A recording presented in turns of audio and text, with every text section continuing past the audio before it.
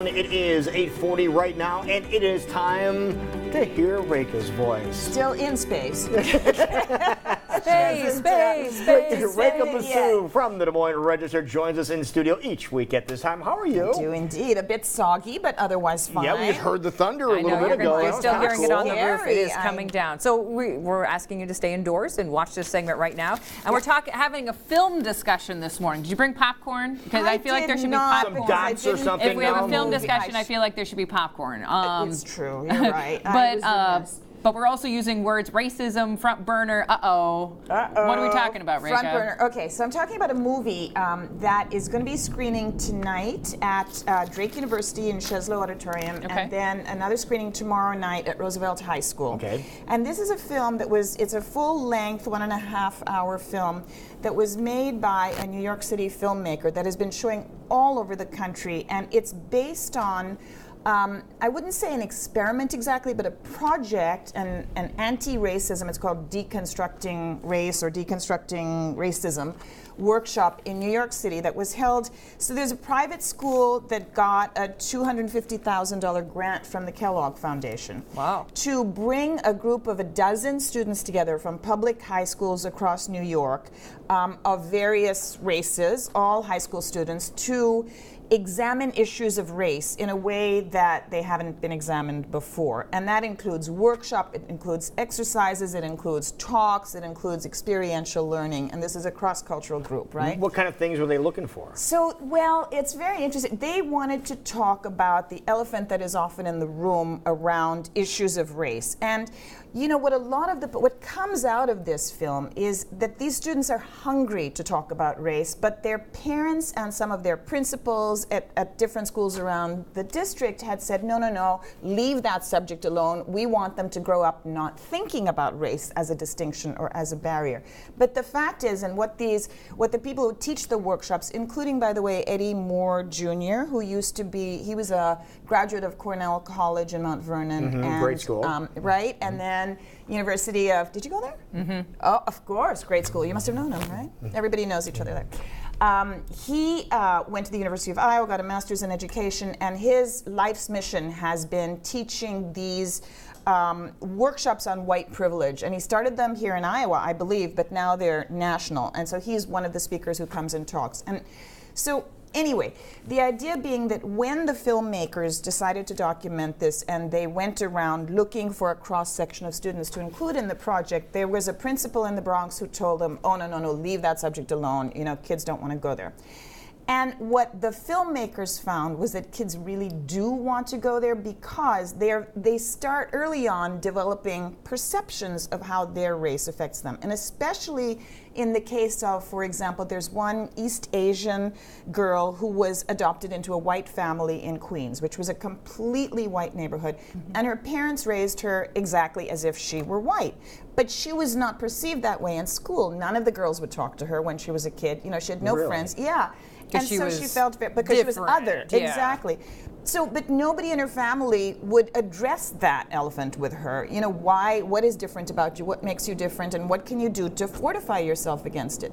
And the same thing with black students who grew up in white communities. One of them went to a private high school, a private white high school, and had no friends. And he talked about how when he rides in the subway, everybody moves away from him because he's the only, black guy in the subway. And he said it's so painful. And it's only because I'm black, and it's, I didn't do anything to any of these people. Why does this happen to me? Mm-hmm. And then there's this young white woman whose parents are low income because her father is a struggling actor and her mother, I think, is in real estate. So they move into a subsidized housing project in an all-black neighborhood in Brooklyn.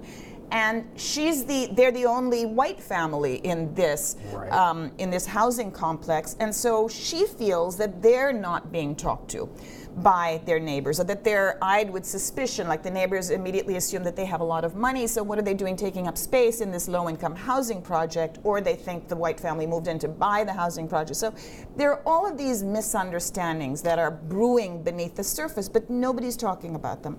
So when you get them into this group, the student, with structured and focused conversations, a lot of things come up.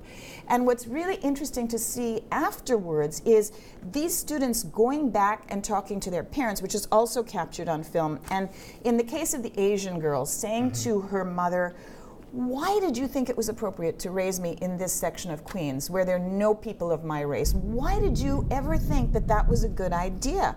And the mother said, you know, I didn't think about it, because of course the parents want their kids to just be normal kids, as if there is such a thing. You can't separate, right, normalcy from race and all these other contexts. And then there's this very moving scene with a biracial girl whose mother is white and father is black, and father was in the military and he grew up very poor.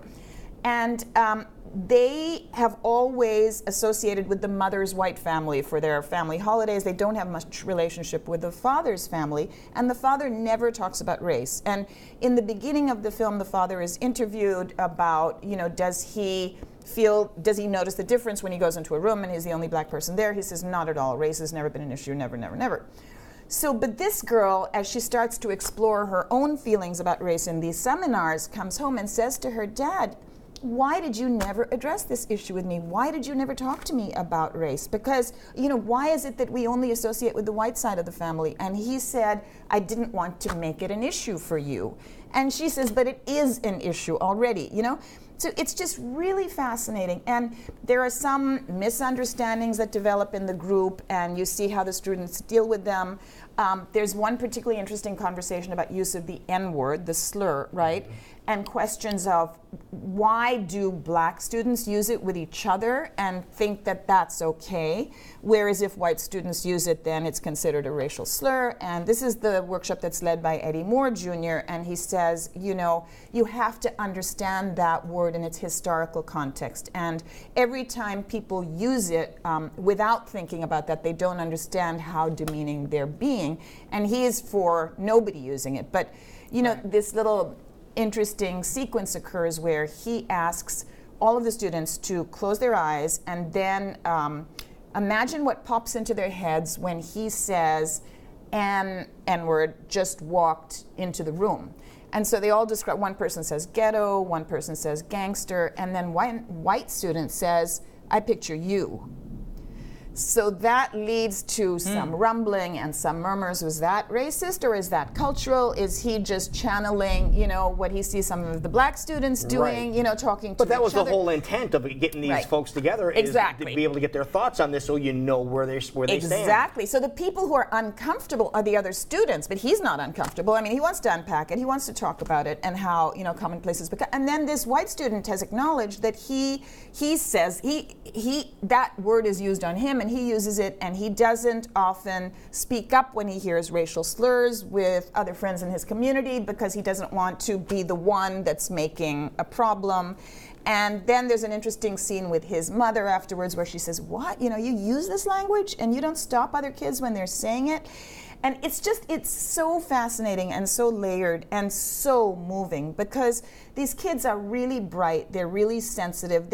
Each one of them is just filled with emotion that they've never had a chance to express around this issue, and they want to engage. And it's a year-long project, so they continue to see each other over the year. And there's one girl who, it's never quite clear. She has a lot of resistance, and she keeps saying she's white, ostensibly white. It turns out she actually is part Latino and has a more complicated backstory.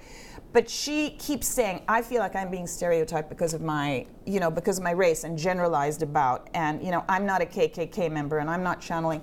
And so, you know, then as the sessions evolve, she seems to come around, although I felt that there wasn't enough closure around that. But when I talked to the filmmaker, she said, you know, a year after the film came out in 2014, she said, and so the project was initiated in 2012, and she said when they've kept in touch with these students as they graduated and moved on to college, and it has been life-changing for them. Really? It really life-changing. Well, that's good to hear. So the project is called Deconstructing Racism, but the movie itself is called I'm Not Racist, ... Am I? Exactly. I mean, I think it's a question we ask ourselves, even as an adults, because we want to see humans or people as people, not necessarily the color of their skin or anything like that, but because I'm not recognizing that. Yeah.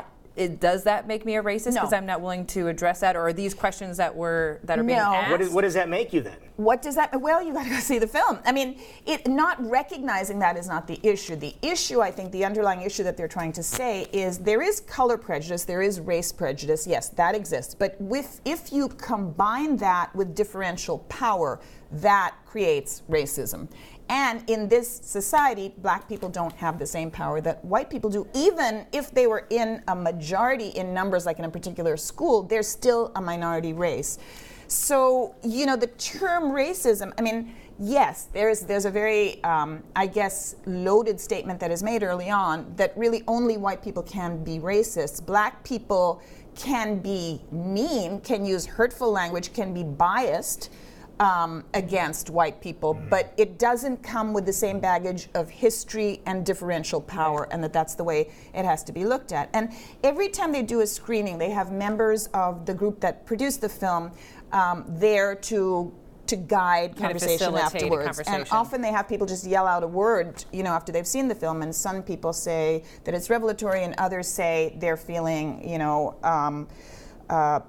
put out, threatened, whatever, defensive about their race. But then through the conversations, I think, there's more understanding. And I really encourage everyone who can to turn out and see these films. Either is it open to the public, or is it just students? Open to the public? No, it's open to anyone in the public. There's one private screening for Des Moines area public school teachers, and that's at North. But the one tonight at Drake and the one tomorrow at Roosevelt are both open. There is a link on my column today to websites you can go to sign up if you want to get a ticket in advance, but you don't have to. As I say, it says to ensure a seat, register at notracistmovie.com. Just click on that link. Just click on that link. So you have an opportunity tonight at Drake University or tomorrow at Roosevelt High School. And what are the times there, Jackie? So we have 6:30 tonight and 6 o'clock tomorrow at Roosevelt, and it is absolutely free to see this movie because it is sponsored by a biracial family. And there will be a conversation afterwards. So yes, please turn out and watch it. It's it's great food for thought, and it's very, very touching. Wonderful. You just love these kids,